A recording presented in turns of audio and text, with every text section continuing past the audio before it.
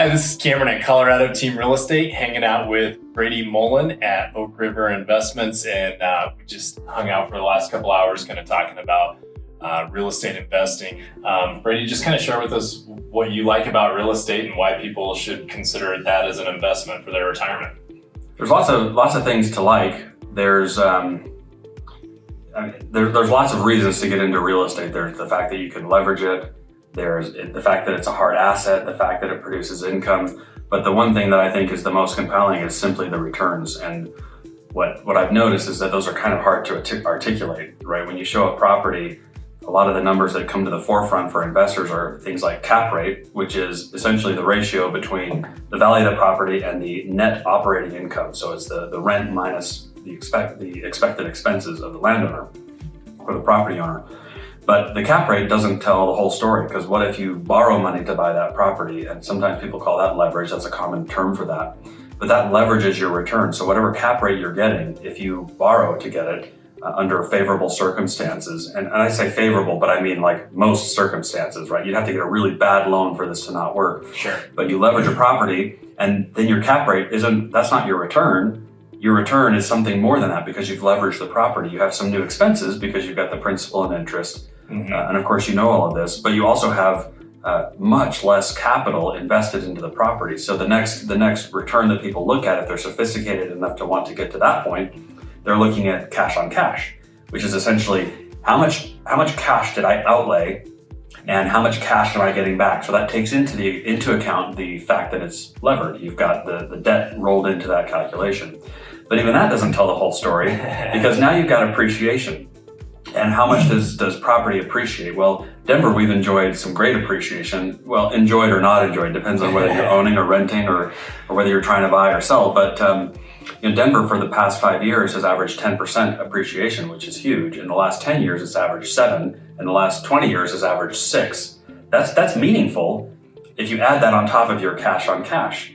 And your appreciation is even affected by, the appreciation itself is not affected by the loan, but your experience as an investor is affected by the loan. Because if you put down 25%, for example, you don't get 25% of the appreciation, you get all of it. So if you've got $1 million property that appreciates at 5%, just for simple numbers, you've got $50,000 of appreciation, but you only invested $250,000 to get that 50, right? That's 20% appreciation on your equity. So you add that in, you add the loan, then you add the cash on cash, not just the cap rate. And now we're still missing some important figures. The tax favorability, I'm not going to go into that much because it depends on how you buy it. You can even buy it in retirement accounts, which is kind of a lesser known strategy of doing it, but it's very, very powerful from a tax perspective. But what else you're missing from just those static analyses is the rising rent. So over time, your rent that you charge tenants will rise, but also some of your expenses will rise. Your principal and interest on your loan, that doesn't rise with inflation. It might rise if you've got a variable rate loan. It might change eventually, but that's not inflation dependent. It's interest rate dependent.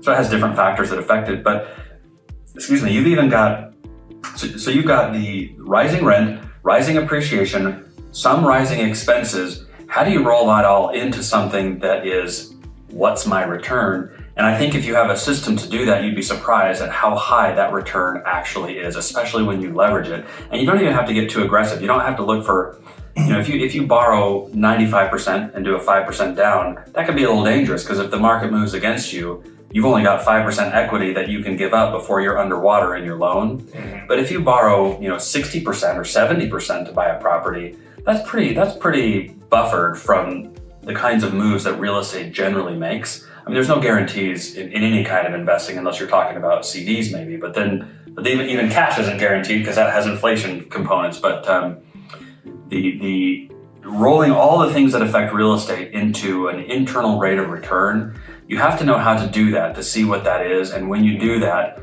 and you can calculate that, I think you'd be surprised. I mean, not you, but generally people are surprised at how good the returns in real estate actually are. They're fantastic. Yeah. Even very conservatively fantastic. Absolutely. We've worked with investors the last 11 years, and these spreadsheets we're looking at today, we're looking at 18% returns, 22% returns. And this is really what you guys are great at is, a lot of people shy away from real estate investing because they're not going to go to the auction and buy it cash. They don't know how to find the right deal. Or they just think, there's people out there that specialize in this and they're soaking up all the deals. But you've really created a way where you can tag into the MLS, analyze multiple properties and say, hey, here's 3 that you should go look at, and just take, an everyday person with some money in their retirement and go out and buy a property that's going to have these high returns, also diversify them and give them some tax advantages. So, we talked a lot about using your retirement to fund a real estate purchase. What do people need to know about that?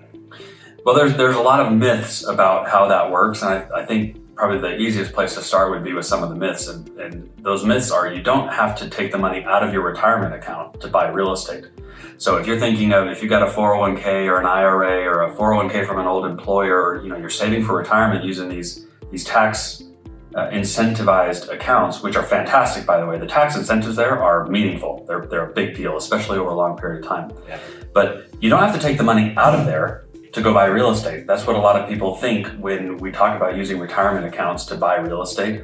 But that would require you to pay taxes. And if you're under 59 and a half age-wise, then you would pay a 10% penalty to take money out of retirement accounts. But you don't have to do that. That's a myth. Your retirement account can purchase rental real estate. It's titled in the name of the retirement account. The tenants pay rent to the retirement account, and it belongs in your retirement account just like a mutual fund would or a stock. The retirement account owns it as an asset in the retirement account. So it's very tax efficient. Wow. It's even more tax efficient in 99% of the cases than real estate already is. Real estate's already tax efficient, but it becomes even more tax favorable doing it in a retirement account. And you can structure those in all sorts of cool ways. You can do it with Roth IRAs, 401ks, traditional IRAs. You can even do it with HSAs. If we won't go into that, but if people know what that is, that can be pretty compelling. And my dream is to have a portfolio of real estate that all in a Roth 401k that I've built up over my career years, paying rent that I don't pay taxes on, appreciating, and I don't pay taxes on it. And if I ever sell them, or if I pass away and they're in my estate, they go to the people or causes I care about entirely tax-free, because that's how Roth IRAs work. And that can all be done. And I think that's a very underutilized, underappreciated method for buying real estate investments.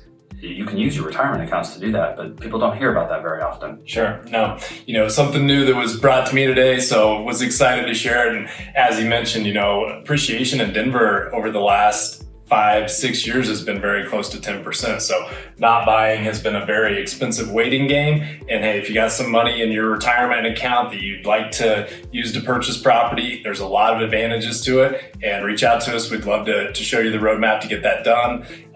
Again, if you have any questions, this is Brady Mullen at Oak River Investors, Cameron McClellan at Colorado Team Real Estate, and I'll leave a link below the video so you can reach out to us. Thanks so much.